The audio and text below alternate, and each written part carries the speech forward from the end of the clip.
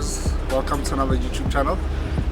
It's been a while, but we're back, we're live, and today we've got something quite interesting. So we're driving the VW e-Golf, and today we'll be doing a real world range test. So not a lot of South Africans have done this, and it is quite a concern for people looking to buy electric cars.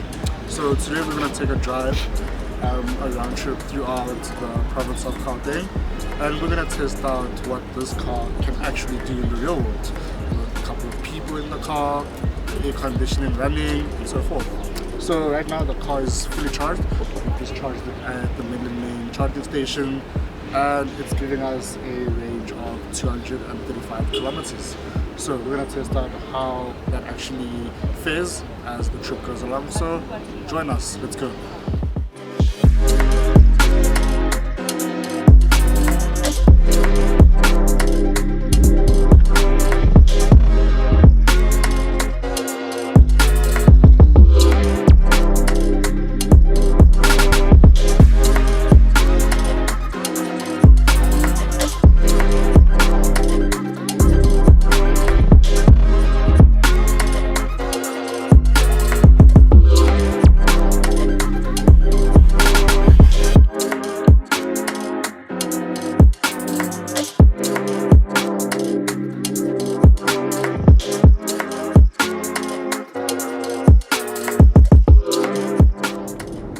So we're about 16 kilometers into our trip, and so far we are sitting at 193 kilometers of range.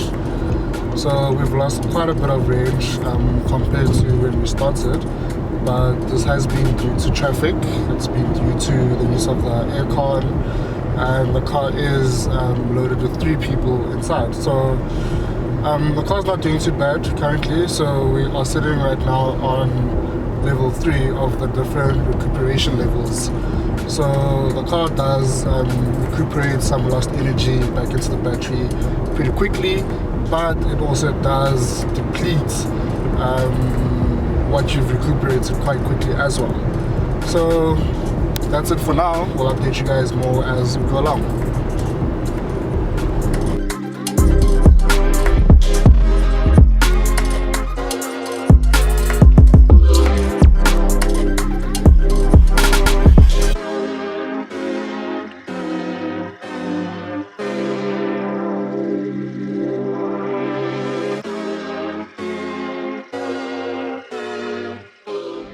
Are we looking like, my bro? So we are about 43 kilometers into our trip, and our range is sitting at 193 kilometers, which is extremely pleasing to see, because it means that we'll make our round trip without much anxiety. I think we were stressing a little bit. Yeah, just a few that was ago. a bit scary. But essentially, because of the undulations that we're experiencing on the route that we're driving, right now we're traveling downhill, and we are using the recuperation of the car to essentially add more range. The car is essentially recharging the battery, as I explained earlier, while the car is going downhill essentially. So that is very excellent for range. It's great for the efficiency and the economy of the electric vehicle. I mean, right now we are sitting at 203 kilometers of range. So it's really all about planning your routes quite well. One thing that I have realized is that on the highway, the car tends to use much more energy. So the car is better suited than in the city, where there's a lot of stop and go, and you're able to recuperate. And there's not a lot of uphills too. Yeah. Exactly. So the uphills are also quite a bit of a contributor, because you're using more throttle inputs in order to get that momentum up the hill. So as of now, we're doing pretty well. We've got about 20 kilometers left on our trip before the halfway point, and we'll give you another update once we get there.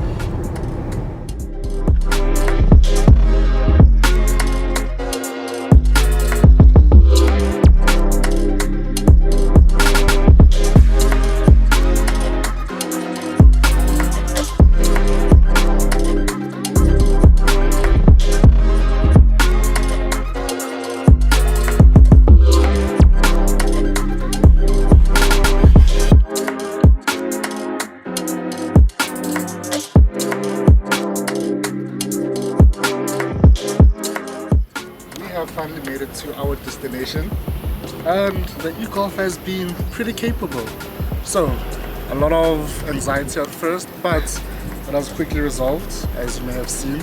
And right now the range, as we've arrived about 60 k's away, it's sitting on just over 200 kilometers, which is extremely impressive. So currently our energy usage is sitting at 12.8 kilowatt hours per 100 kilometers, which is pretty respectable in my opinion. So right now we're gonna have some lunch, have a good time, recharge, quote unquote, and then head back on the road.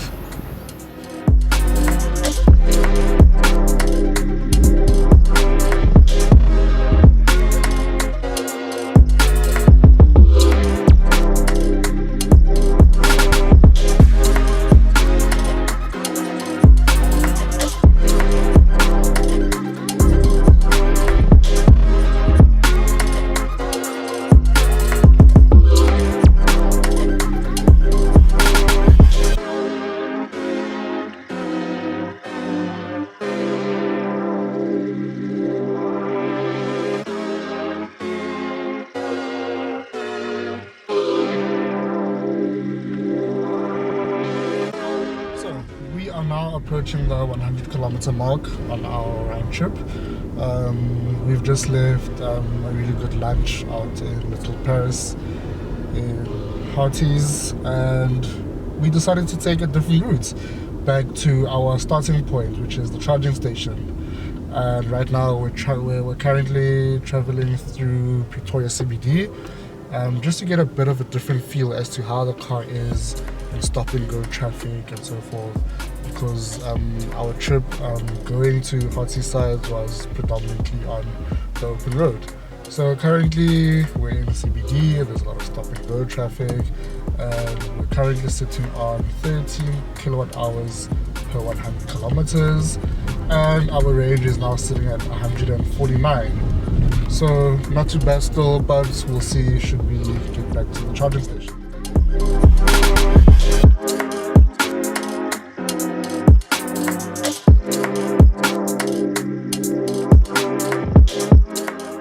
So another interesting feature on the e-Golf is the different levels of recuperation that we have. So currently I am in recuperation level 2, and there are 3 recuperation levels, all increasing as you get to the 3rd level.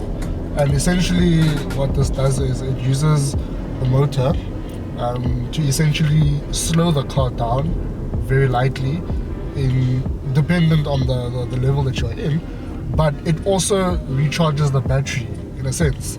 So essentially, if you are approaching a downhill, you can essentially coast by letting your foot off of the throttle, and what that does is it literally then recharges the battery while braking the car and eventually bringing you to a stop.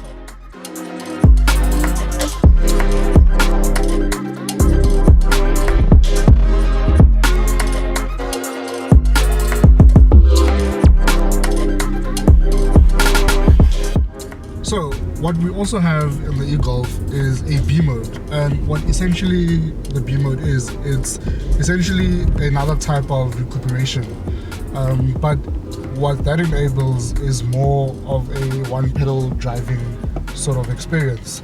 So if I engage B mode, the car will recuperate at the very highest level, but at the same time it will almost bring the car to a complete stop. Whereas the different recuperation levels, 1, 2 and 3, they slow down the car, but they don't necessarily bring the car to a complete stop. So in my opinion, the B mode is quite aggressive. It can be quite aggressive, and it does really slow you down a bit too much for my liking.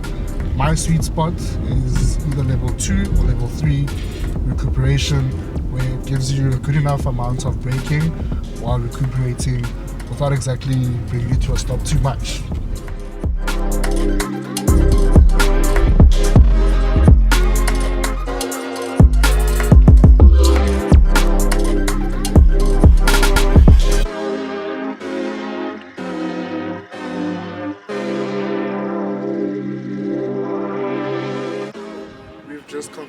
our trip. We're back at base and a very interesting day indeed. So right now we arrived back to base with about 107 kilometers of range, and the total drive was about 115 kilometers or so. So very, very close to the manufacturer claim. It's actually quite spot on, in fact. Obviously, with the amount of various factors that we had, such as the amount of people in the car, the air conditioning on, I mean, if you take those things away, you could probably get even more range. I mean, I've seen people driving the same car and getting up to 250 kilometers a day, or even 260 or 270. So the various factors all come into play, and it's very important when you're traveling long distances to really plan your routes carefully, to really plan for all these various factors, which can really contribute to the amount of range that you'll get. Overall, we've had a great day with the car, a lovely experience, quite a fascinating car to say the least, and we can't wait to see what VW has to bring in terms of more offerings, such as the ID4, which we can expect to see in the next year or so. So that's it for me for today. Until the next one, see you guys soon. Cheers.